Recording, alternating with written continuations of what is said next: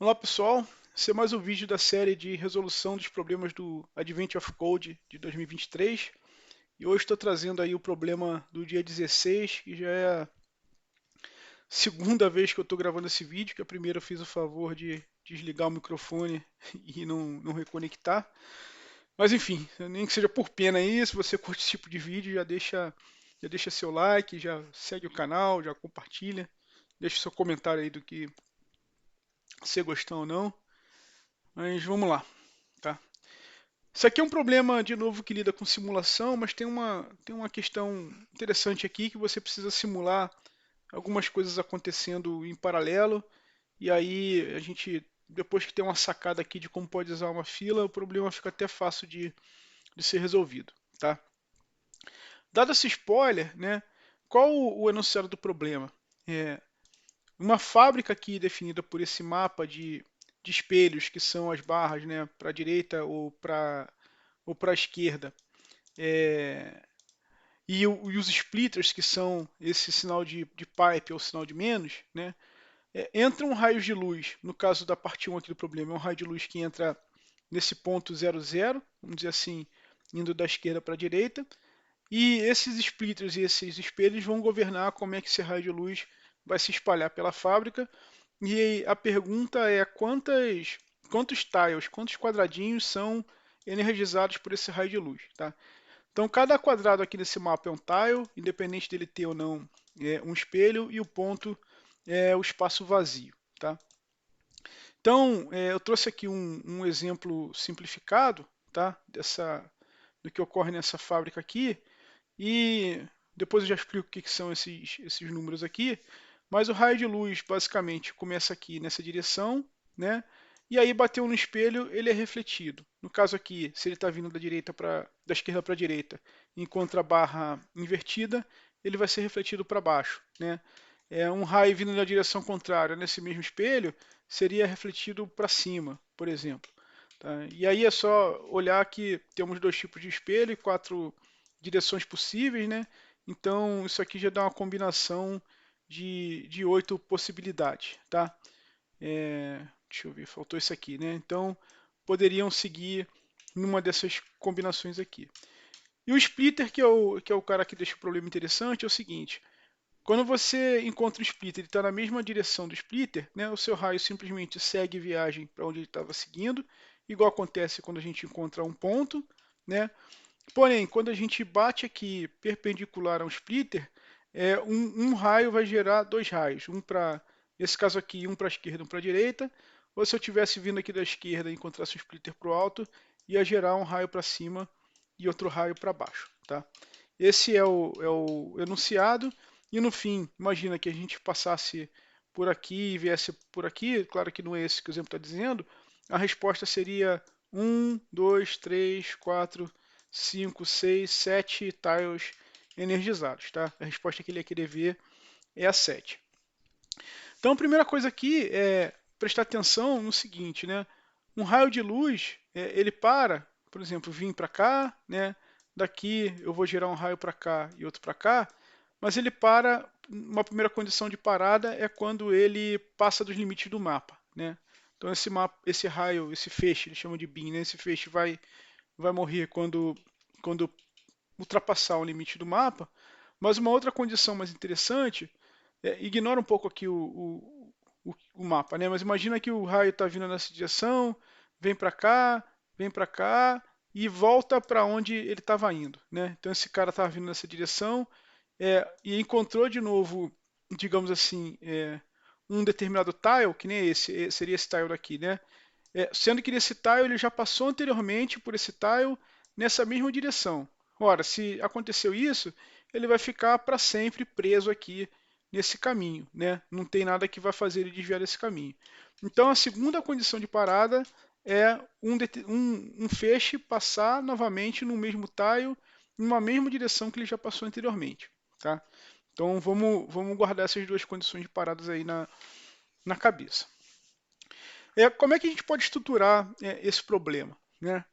A gente pode estruturar de forma que a gente tenha sempre um estado atual, vamos dizer então assim, cara, aqui 0, 1, 2, 3, 4, 5, 6. Aqui é onde o x é igual a 6, tá? Então eu estou aqui na desculpa, aqui é onde o x igual a 6. Então eu estou aqui na coordenada x igual a 6, né? Y igual a 0, porém eu estou indo nessa direção, tá? Então essa direção, se a gente olhar lá como a gente nomeia as coordenadas, que é norte, sul, e a gente usa lá o inglês do problema, né? East e West, vamos dizer, eu estou no 6,0 indo para o E, tá? Então eu uso essa estrutura aqui de dados, essa tupla do Python, né? Que tem uma tupla que é a coordenada e outra tupla que é a direção. E aí eu chamo uma função que diz o seguinte, cara, dado que eu estou nesse estado, qual o meu próximo estado, tá? Que era um pouco do que eu estava falando aqui. Se eu estou aqui nesse ponto, já devia ter feito, na verdade, esse exemplo, né? Que é o ponto 0, 0, indo para a direita, que é essa direção aqui, east, o que eu preciso fazer na próxima geração, vamos dizer assim. Então, essa função que eu vou chamar passando isso aqui como parâmetro, ela vai calcular o que precisa acontecer e vai dizer, cara, o que precisa acontecer é que nessa próxima geração você precisa estar no ponto 1, 0, que é justamente esse cara aqui, e você vai continuar indo para a direita, vai continuar indo na direção east, né? Beleza, aí eu vou passar esse cara aqui como parâmetro agora e vou falar, cara, o que precisa acontecer na próxima geração? Pô, beleza, você precisa ir para 2,0 e precisa continuar indo para East. Pô, vou bater nesse cara aqui. O que precisa acontecer na próxima geração? Ah, cara, agora é um pouco diferente. Você vai ter que continuar, sei lá, no x igual a 3, né? Então é o 3,0, mas você vai ter que ir para a direção sul, tá?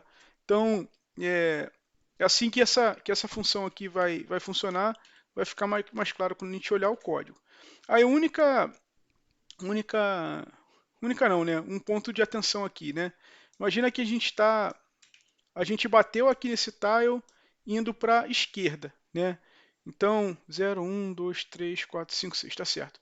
Então, eu estou no 6, 4, que é a quinta linha, né? Estou aqui na coordenada 6, 4, estou indo aqui para oeste, estou indo para W. O que precisa acontecer? Opa, precisa soltar um raio para cá e um raio para cá, né? Então, essa função vai me retornar um array dizendo que tem que acontecer isso e que tem que acontecer isso, que basicamente é ir para a linha 3, né? Ir para a linha número 3 na coluna 6 e ir para uma linha número 7 na coluna 6 também, só que essa aqui indo para o sul, enquanto essa aqui vai para o norte, né? Essa aqui vai para o sul e essa aqui vai para o norte. Eu botei a seta aqui do lado para evitar confusão, tá? Aí, obviamente, isso aqui a gente vai pegar, vai enfileirar como nossas ações pendentes.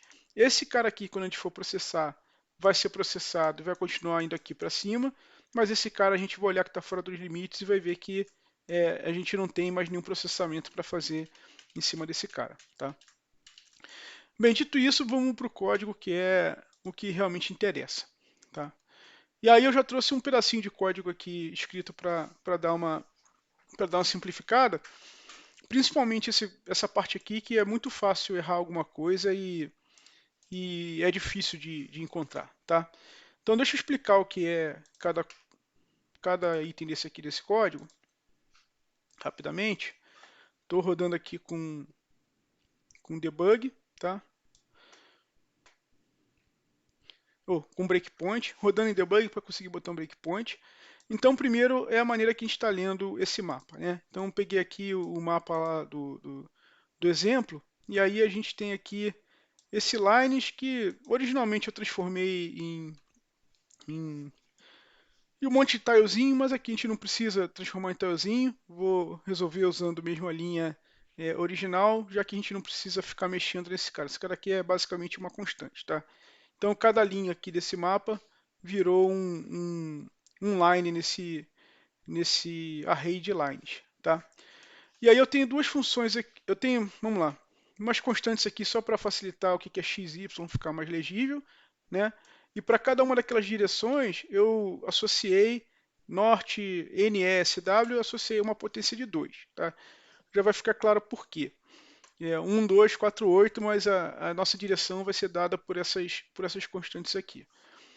Nesse incs aqui, né, que são os incrementos, eu estou falando o seguinte: uma vez que eu esteja num ponto x, y e queira ir para E, por exemplo, queira ir para a direita, que eu preciso somar nesse ponto x, y para poder chegar lá, né? Então, por exemplo, aqui eu estou falando que eu preciso somar uma unidade em x, né? Se você reparar, se eu tiver aqui, somar uma unidade em x, eu vou vir para cá. O cara que está dizendo como é que eu calculo norte, por exemplo, ele está falando para decrementar uma unidade em y para poder subir. Lembrando que aqui o nosso y começa de 0 e vai até n, e o nosso x é de 0 até n. Não vou chamar nem de 0, né?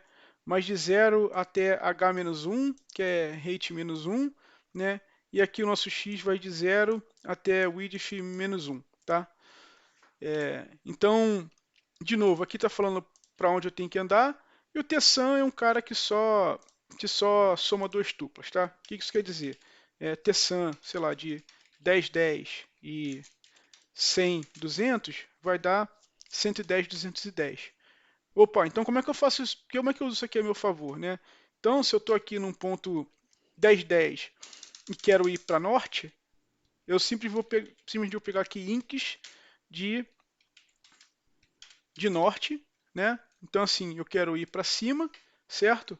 E esse cara vai dizer, incs de n aqui, só para ficar claro, está falando que eu tenho que decrementar uma unidade na coordenada y. Então, se eu fizer T-sum de 10, 10 em incs de norte, ele vai me dar qual ponto eu tenho que ir para norte, tá? E por último aqui, tem esse splits, né, que fala o seguinte: pô, beleza, cara, se eu vou pegar aqui como exemplo isso aqui, ó. Ó, cara, beleza. Eu tô vindo splits, né? Splits aqui, indexado por uma direção. Então, sei lá, eu tô indo para a direita. Tô indo para E. E encontrei um pipe, né? Naquele mapa tem um pipe. Para onde eu deveria ir? Pô, você tem que ir então para as direções 1 e para a direção 4, tá? Então, eu vou pegar o ponto onde eu estava, vou pegar essa orientação aqui, beleza, eu tenho que ir para a direção 1, vou somar com o inc de 1, ver qual é o próximo ponto que eu deveria ir, vou somar com direção 4 e ver qual é o próximo ponto que eu deveria ir, tá? Então, eu já estou meio que dando spoiler do código, que é relativamente simples, tá? Vamos chamar aqui de exec step, tá? Preciso saber... Aqui eu estou chamando de lines, né? Eu vou chamar de tiles esse negócio. Tiles. Vou chamar de tiles aqui para poder ficar mais semântico aqui o negócio. Beleza, então como é que a gente pode tratar isso, né? Vamos aqui criar a função execStep, que é aquela função que vai receber um bin, a direção de onde ele estava vindo, né, e dizer para onde ele vai, tá? Então, o bin, lembrando, é aquele cara que tem aquele formato de tupla, né, que é um XY aqui, que é uma coordenada, e uma direção, tá? A gente também precisa, a gente pode usar como global aqui, mas a gente pode passar como parâmetro esse tiles. Não, vou usar como global, tá, dentro desse cara. Então, global tiles, não preciso passar como parâmetro. Mas tem um outro cara aqui que vai ser a marcação por onde esse cara já passou, tá? Então, vou chamar aqui de caminho por onde ele já passou, tá? Por hora, eu acho que é isso que a gente precisa, tá? Se eu estou usando o tiles global, também vou usar a largura e a altura como global. Eu acho que eu pulei aqui parte da explicação, né? Eu estou lendo esse cara para dentro do tiles, né? As linhas está dentro de tiles, e aqui também tem outra variável que diz qual a largura e qual a altura desse mapa, tá? WH. Então, esqueci esse detalhe, tá? Então, como é que funciona? Lembra que a gente tem duas condições de parada, né? Primeiro, saber se esse bin aqui já ultrapassou o limite da tela. Só para facilitar, vou chamar aqui ponto e direção igual a bin. Então, eu abri o que estava dentro desse bin aqui em duas variáveis, P e D, né?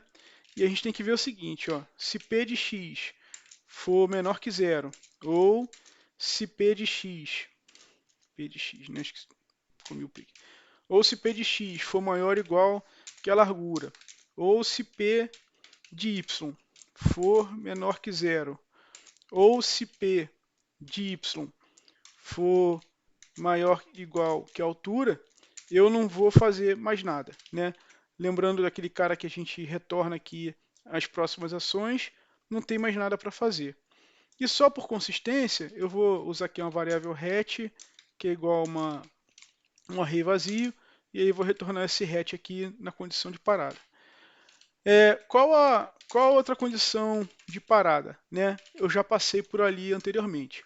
E aí eu vou usar esse path aqui para marcar por onde eu já passei. De qual maneira que eu vou marcar isso? Né? Toda vez que eu passar por um tile em uma determinada direção, eu vou botar nesse path qual foi o ponto por onde eu passei e qual foi a direção por onde eu passei. Mesmo formato do bin, tá? Então, aqui, se não tiver passado por aquele ponto ainda, que é if not p em path, né? Não, vou fazer o contrário, né? Se eu já passei por aquele ponto e se aquele ponto path de p e aqui eu vou marcar bit a bit. Deixa eu explicar o que eu vou fazer aqui, ó. No path vai ter o valor das direções somadas, né? O que isso quer dizer? Se o path for igual a 1, quer dizer que eu já passei na direção norte.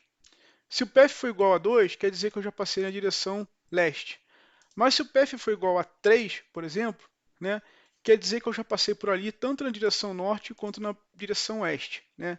E aí eu preciso fazer um valor do path e binário, né, a direção que eu quero inspecionar. Se esse cara der um número maior do que 0, quer dizer que eu já passei por ali. Tá? Deixa eu mostrar aqui só no terminal o que isso quer dizer. Caso você não saiba, né? Vamos dizer aqui que o valor é 0. Tá? Se eu fizer um V E1, dá 0. Se eu falo que V igual a 1, eu setei o bit 1 desse valor e fizer um V E1, vai trazer 1. Tá? Se eu pegar qualquer outras direções lá, vai dar 0, 2, 4, 8. Tá? Já se eu falar assim, opa, beleza, V era o valor que era V, e fizer aqui um ou uma outra direção, 8, ele vai ter setado em V tanto o bit 1 quanto o bit que representa 8. Esse cara vai passar a ser 9. Então agora se eu fizer um V E1, ele vai dizer que ele vai retornar um valor, V8 ele vai retornar lá o bit 8, mas V4, por exemplo, que é uma direção que eu não passei, ele vai dar 0. Tá? Podia fazer de alguma forma mais simples aqui, mas eu acho que essa é a maneira mais elegante aqui de representar.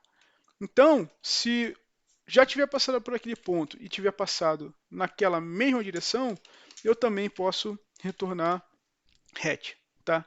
Então aqui é a minha segunda condição de parada. Já passei por aqui anteriormente. E não preciso fazer mais nada. Então, se você não passou por ali, o que você precisa fazer? Marcar a sua passagem, né? E determinar os pontos futuros e retornar pontos futuros.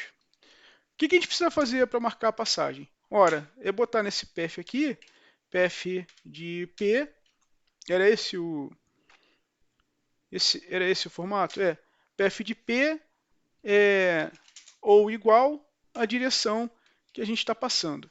Só uma coisa aqui que eu acho que eu cometi uma gafe aqui, né? No P vai ter o ponto, a coordenada 0, 0, 1, 2, 3, 4, e no valor associado a esse ponto vai estar a direção para onde você passou ali, tá?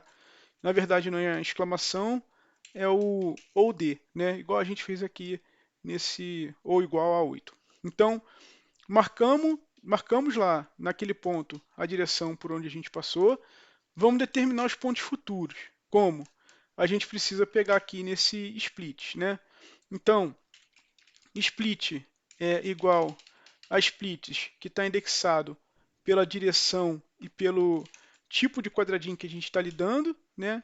Então, preciso passar aqui a direção onde eu estava seguindo e como é que eu vejo o tipo de quadradinho que eu estou lidando. Tá lá naquele tiles, né? Tiles de... Aí lembrar que esse cara aqui está indexado ao contrário, né? Cada linha, a linha está na primeira coordenada e a coluna está na segunda. Até lembrei porque que eu gostava de quebrar esse cara, mas tudo bem. Tá lá em tiles de P de Y, né, P de X, e P de X. Esse cara aqui o que ele está me dizendo aqui? Pô, se eu estou indo para a direção, sei lá, este, e encontrei uma barra invertida, né? Para onde eu tenho que ir? São esses splits, tá? Eu posso até deixar mais claro, pegando isso aqui, ó, tile igual a isso aqui, e o tile está aqui, né? Então, opa, por que ele... Ah, coloriu. Então, peguei aqui quais são os splits, e for em split, para cada split que vai retornar nesse array, eu preciso criar um cara novo nesse hatch, né? Então, seria o hatch, né, as ações que estão no formato XY, como é que eu descubro, vou abrir aqui uma tupla, né? Como é que eu descubro qual é o próximo ponto que eu vou, né? Lembra, é o tsum de ponto e aqueles incrementos da direção para onde eu tenho que ir. Então, a direção para onde eu estou indo está sendo retornada por esse E, né? Deixa eu só ver aqui uma coisa, só uma coisa, pelo E. Eu vou retornar. Tá bom, o E é só a direção, né? Ele só retorna um array com as direções, tá bom. Então, winks de E, espero que esteja correto. Então, isso aqui está me falando, pô, cara, se você falou que tinha que ir para norte, eu estou dando o ponto que está acima. E a direção para onde eu tenho que continuar seguindo, que se eu não estou fazendo uma besteira, é o próprio E, tá? Beleza, então vou, vou adicionar a esse array aqui esse array hat, né? Qual é o ponto futuro que eu tenho que ir? Sempre vai ser 1 ou 2, e aí eu só preciso retornar o meu hat, tá? Então esse aqui é o cara que a gente usa para executar um step, passando o olho aqui para ver se tem alguma coisa esquisita. Acho que não, tá? E aí preciso de um cara que vai coordenar a chamada a esse exec step, tá? Vamos dizer que vai ser o exec bin, né? Eu vou dizer de onde e em que direção esse bin está partindo, exatamente esse mesmo formato aqui, né? E aí esse mapa de por onde ele passou eu também preciso dar, né? Então, na verdade esse mapa precisa ser criado aqui, né? Eu chamei de quê? De path. Path é igual a um dicionário. O que eu preciso fazer? Aqui entra a questão da fila, né? Eu preciso enfileirar todo mundo que precisa ser executado. Então, numa condição normal aqui, eu vou enfileirar nessa variável Q esse bin, né? Enquanto tiver elementos na fila, ou seja, enquanto o tamanho de Q for maior do que zero, eu preciso fazer a chamada do execStep. O que eu vou chamar aqui nesse execStep? Eu vou tirar um elemento da fila, que pop, e vou passar para essa função. Na verdade, não é nenhuma fila, né? É uma pilha aqui que eu tô usando, mas não faz diferença, né? O último cara que entrou, o primeiro cara que vai sair, e eu estou passando esse path aqui. Eu quero sim que ele continue sujo aqui enquanto a gente está executando esse cara. E depois que... Ah, tá. Beleza. Aí tem uma coisa importante, né? Vamos chamar aqui de next steps para poder ficar bem claro. É o valor, é o que vai ser retornado por esse next step.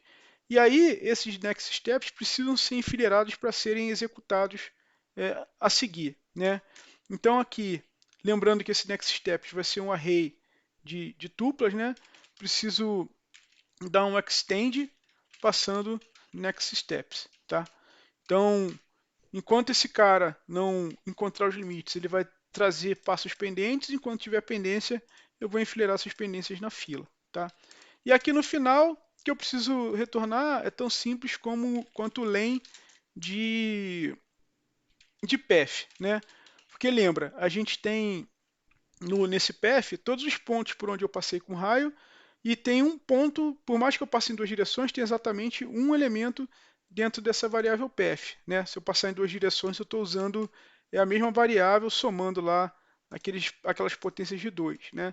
E aí ele pergunta, por quantos pontos você passou? Essa é a pergunta do problema, né?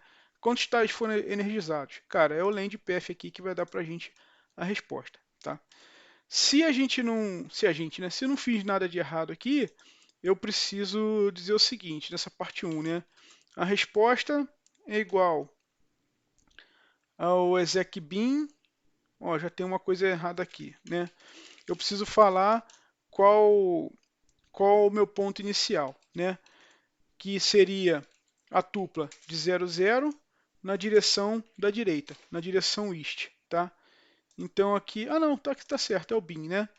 Esse aqui é o bin, só para ficar bem claro aqui, vou botar aqui, ó, bin igual a esse cara, vou passar aqui como parâmetro o bin, e essa vai ser a resposta da parte 1, né? A gente já tem aqui o esqueleto, né, parte 1 e 2, se for a parte 1, para imprimir a resposta.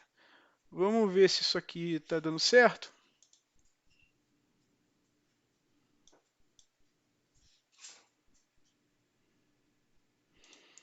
Tá, como sempre aqui tem um que erro 00, vamos rodar aqui com debug para saber onde está pegando. Unexpected ident. Tá, não parei aqui a execução, rodando de novo.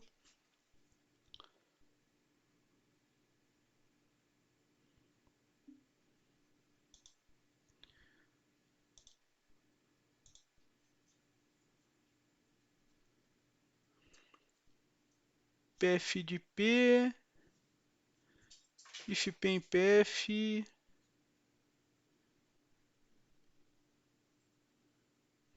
Eu.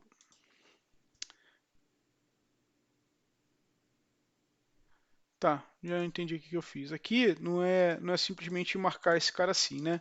Primeiro eu tenho que ver se eu já passei por P, né? If not P em PF, eu preciso criar esse ponto. Então PF de P igual a direção. Ou se o cara já está criado, aí sim eu faço esse ou lógico, tá? Vamos ver se era só isso. Pelo jeito era só isso. Se eu me lembro bem, a resposta da parte 1 para o exemplo era 46. Se a gente rodar aqui com um dado real, tem que dar 7307, tá?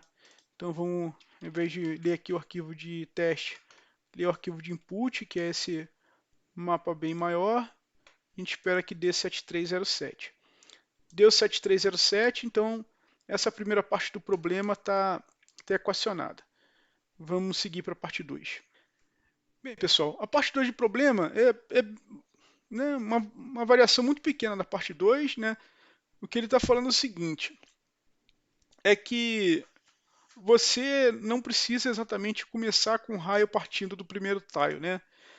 Ele pode, o feixe de luz pode vir de qualquer tile que esteja nos limites. Né? E aí você quer achar a configuração que energize tantos tiles quanto possível, né? E aí o que ele diz aqui é que o tile, quando ele fala que o tile pode vir desculpa, quando ele fala que o feixe pode vir de qualquer tile limite, né? Ele está explicando que o feixe pode entrar em qualquer tile aqui de baixo indo para cima, em qualquer tile de cima indo para baixo, em qualquer tile da direita indo para a esquerda, em qualquer tile da esquerda indo para a direita, e quer saber qual desses raios vai gerar um valor máximo, tá? E aí uma observação é que os tiles das pontas podem vir das duas direções. Eu acho que ele até fala que Os tiles das pontas a gente pode escolher uma direção, né, ou para cima, ou para a direita, ou para a esquerda e por aí vai, mas fazer de todas as direções possíveis também dá certo, tá? Então o que a gente vai fazer aqui nessa parte 2, né? A gente vai basicamente aproveitar essa, essa função do exec bin, só que a gente vai iniciar esse bin de diferentes lugares, tá? Então eu vou iniciar aqui a resposta com -1, tá? E aí primeiro eu vou disparar todos os raios de cima. Perdão, todos os raios de cima não. Vou disparar os raios de cima e de baixo, tá? Então, eu vou fazer o seguinte: for y in. E aí eu tenho que dar a coordenada e a direção, né? Então eu vou dar aqui com uma tupla, tá? Então eu vou começar com y partindo de 0, né? Que é de cima, na direção para baixo, que é norte. E na última linha, que é a linha H-1, indo para... Desculpa, aqui é indo para o norte e na linha de cima indo para o sul, tá? E aí, o x, cada um dos valores de x possível, né? E aí eu vou falar que a resposta igual a máximo entre a própria resposta e o exec bin, sendo que esse bin é um raio que vai começar é uma tupla, né? Que vai começar na coordenada x e y, indo na direção, aqui eu preciso fazer o seguinte, y e d, né? Indo na direção D, tá? Isso aqui tá certo, isso aqui tá certo. Faltou fechar aqui o máximo, tá? Só repassando, né?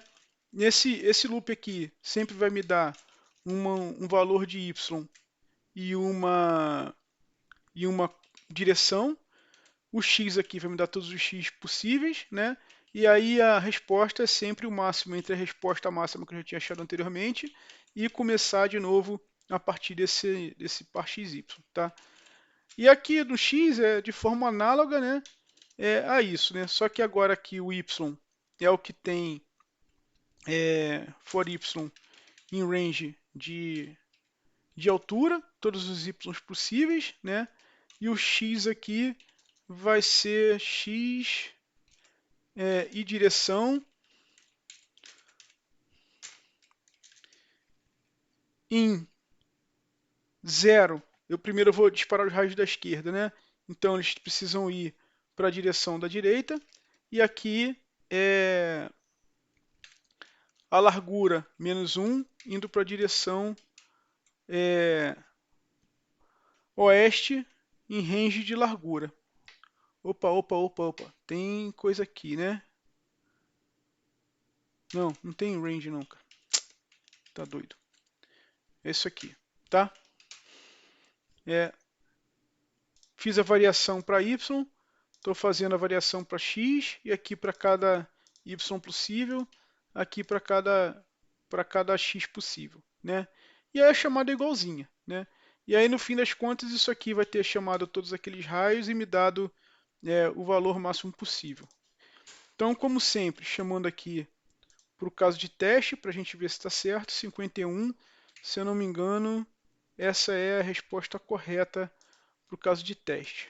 Cadê? 51, né? E se a gente rodar para o caso todo, deveria dar 7635. Vamos rodar aqui input. Demorou um pouquinho quando eu rodei. Então é isso, demorou 20 segundos aqui, 7635. Continua sendo 7635, tá? Fazendo uma repassada muito rápida, a gente tem lá aquela, não é nem lógica, né? Mas aquele mapa assim que dá pra gente para onde vai cada raio em função da direção e do tipo de tile, né? Tem esse carinha que a gente usa em vários problemas aqui para somar tupla. Tem o cara que, dado um pedacinho tempo, diz o que deveria acontecer logo à frente, o cara que coordena essas chamadas aqui, aí a parte, vamos dizer assim, entre aspas, bonita do problema, é usar uma fila, né? Que a gente usou aqui um, um array, nem uma fila, né? A gente usar essa pilha para saber quem precisa ser executado. E aí, uma vez que isso esteja definido, aqui é só código para leitura do input e fazer as chamadas de acordo, tá? Ah, cara, se um raio pudesse influenciar no outro aqui, imagina que fosse um cenário mais complicado, né? Sei lá, se um raio encontrar com outro aqui na direção, se um raio aqui encontrar com o outro, os dois estivessem, ou sei lá, em sentido contrário, né? Um raio encontrasse com outro em sentido contrário, os raios se anulassem, como é que a gente podia resolver esse problema? Bem, provavelmente com o mesmo tipo de estrutura, né? Só que a gente teria que ter cuidado com esse que aqui, né? Porque hoje eu simplesmente, na prática, ele executa um raio, ele está empilhando, né? Então ele vai pegar os mais recentes e botar na pilha. Enfim, hoje ele não tem um controle do tempo ali, né? De qual momento no tempo as coisas estão acontecendo. Então acaba que a gente não tem muito esse controle de conflito. A gente teria que fazer alguma coisa ali, talvez passar mais uma informação no bin, que é o momento daquele cara no tempo, né? E na hora de desempilhar, vamos dizer assim, não seria simplesmente desempilhar, né? Teria que pegar todo mundo que está com tempo mínimo e depois verificar se tinha algum conflito. Então, em vez de uma pilha, simplesmente talvez tivesse que usar aquele hipq do Python, né? Que é uma que é uma esqueci o nome da estrutura agora. Heap kill, né? Que chama de, enfim, é a fila com heap, né? Você determina um valor para seu critério, né? O cara que vai dizer quando ele deve ser retornado e ele sempre garante que vai retornar o cara mínimo ali. Seria uma estratégia, seria um problema até mais legalzinho de resolver. Nesse aqui, apesar disso, você vê, né? É porque eu faço um código bem explicado aqui para poder passar no vídeo, mas não é nenhum código tão grande, né? A gente matou com menos de 100 linhas, tá? Então fica aí de novo o pedido, se você curte esse tipo de vídeo, dá o like, né? Comenta aí se você acha que tem alguma escorregada, alguma coisa que podia ser feita de uma forma mais otimizada também. Compartilha o vídeo e se inscreve no canal para dar força aí para a gente fazer mais vídeos desse tipo no futuro. Beleza, pessoal? Por hoje é só e até o próximo vídeo.